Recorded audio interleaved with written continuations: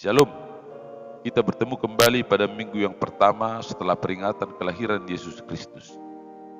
Semoga kita tetap sehat dan kiranya sukacita Natal tetap tinggal di hati kita. Beberapa hari lagi kita akan melewati tahun ini untuk menyambut tahun yang baru. Marilah memohon kepada Tuhan supaya kita diberi umur yang panjang, diberi kesempatan untuk memasuki tahun yang baru itu. Dan di minggu yang terakhir ini, marilah memberikan waktu kita yang terbaik untuk mendengarkan sapaan Tuhan yang akan menguatkan kita. Kita awali dengan berdoa. Kami menyampaikan puji-pujian hanya kepadamu ya Allah, karena kasih-Mu yang tidak terbatas. Engkau mengutus anakmu Yesus Kristus untuk membebaskan dan menyelamatkan kami dari kematian akibat dosa. Itulah sukacita yang tiada bandingannya bagi kami. Pada saat ini kami akan bersekutu denganmu melalui firman ini. Kiranya Roh Kudus memimpin hati dan pikiran kami, sehingga firman-Mu ini berkuasa atas kehidupan kami. Dengarlah doa kami ini ya Allah, yang kami alaskan hanya di dalam nama Yesus Kristus Tuhan kami. Amin. Bapak, Ibu, dan Saudara sekalian yang terkasih, baru saja kita memperingati hari kelahiran Yesus Kristus. Umat manusia bersuka cita karena yang dinantikan itu sudah datang. Kita menyebutnya Juru Selamat, Sang Penolong dan Sang Pembebas. Kehadirannya adalah cahaya terang di kegelapan yang sangat kelam. Dia adalah penolong dan penebus yang memungkinkan kita untuk keluar dari hidup yang sia-sia. Begitulah besarnya cinta kasih Allah yang memberikan kepada kita kasih karunia. Dan oleh karenanya, marilah kita mengucap syukur dan menaikkan puji-pujian melalui nyanyian dan doa-doa kita kepada Allah yang penuh kemuliaan itu. Pada hari ini firman Tuhan menyapa kita dan mengajarkan siapa Allah yang maha mulia itu dan mengapa kita harus mempersembahkan puji-pujian hanya kepadanya.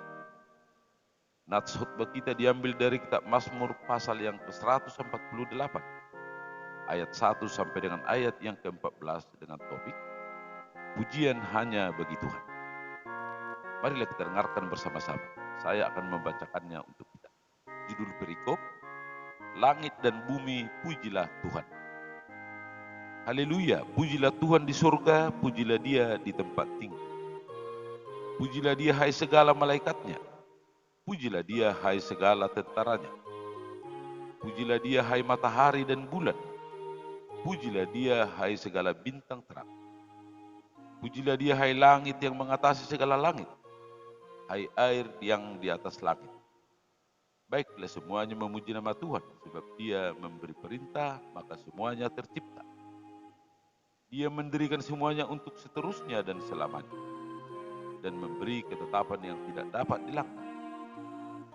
Pujilah Tuhan di bumi, hai ular-ular naga dan segenap samudera raya, hai api dan hujan es, salju dan kabut, angin badai yang melakukan firman-Nya, hai gunung-gunung dan segala bukit, pohon buah-buahan dan segala pohon aras, hai binatang-binatang liar dan segala hewan, binatang melata dan burung-burung yang bersayap, hai raja-raja di bumi dan segala bangsa, pembesar-pembesar dan semua pemerintah dunia, hai teruna dan anak-anak dara, orang tua dan orang muda. Biarlah semuanya memuji-muji Tuhan, sebab hanya namanya saja yang tinggi luhur. Keagungannya mengatasi bumi dan langit.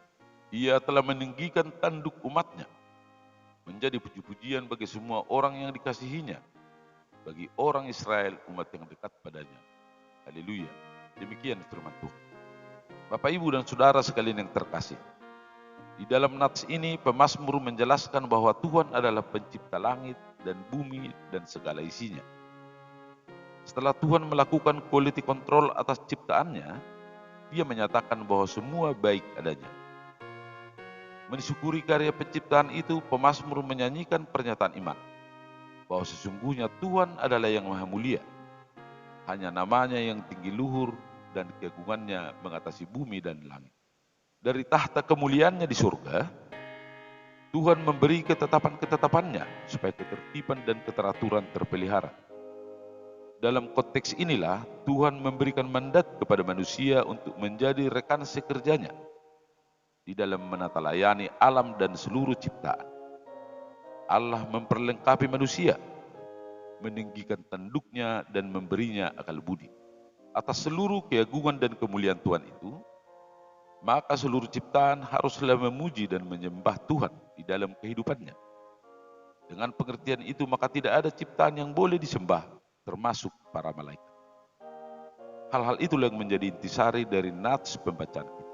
Bapak, Ibu, dan Saudara sekalian yang terkasih dalam nama Yesus Kristus, bertepatan dengan Natal yang baru saja kita rayakan, tentu firman Tuhan ini mengingatkan betapa Allah adalah yang Maha Kasih, dan puncak dari kasih-Nya adalah ketika Ia mengutus anaknya Yesus Kristus untuk menolong dan membebaskan kita dari kebinasaan akibat dosa.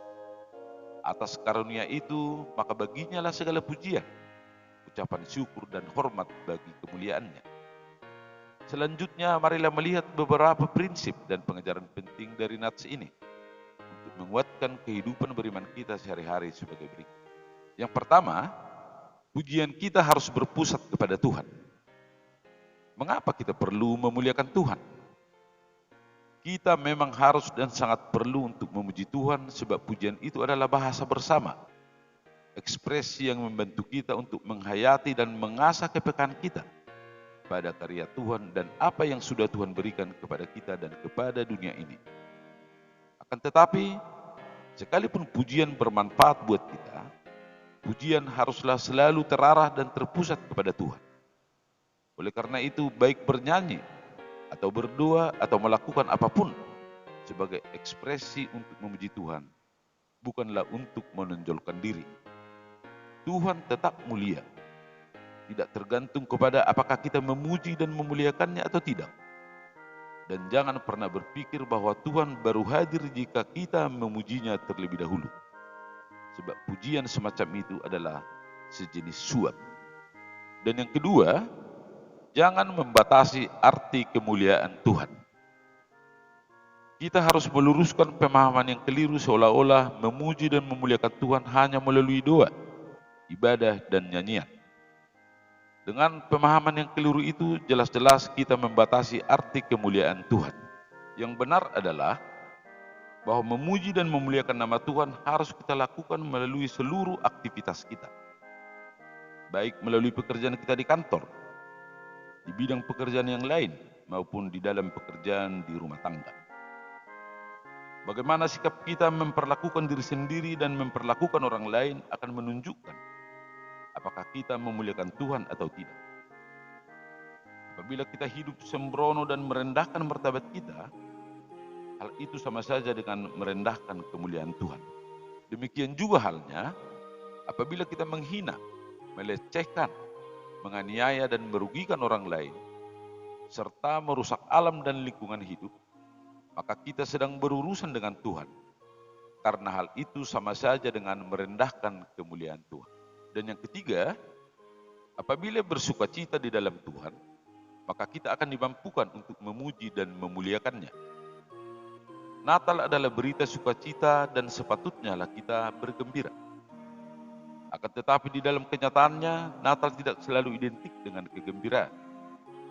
Faktanya sangat banyak orang menyambut Natal dengan perasaan sedih karena tidak dapat membeli baju baru atau memberi hadiah Natal bagi anak-anaknya. Ibadah Natal keluarga juga tidak terlaksana karena kesibukan anggota keluarga, dan bahkan tidak terlaksana karena ketidakharmonisan di dalam rumah tangga. Lantas bagaimana memuji Tuhan di tengah situasi yang seperti itu? Maka marilah memperhatikan firman Tuhan yang menjadi epistel pada minggu ini.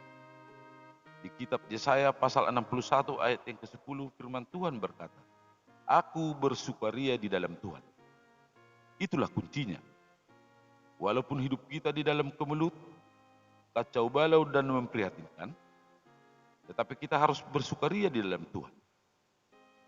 Bersukacita di dalam Tuhan bukan karena didorong oleh kegembiraan yang emosional, bukan karena buah dari situasi di sekitar kita.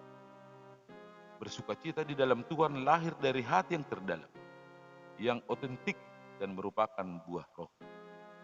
Bersukacita di dalam Tuhan semata-mata karena Tuhan pasti tidak akan meninggalkan kita.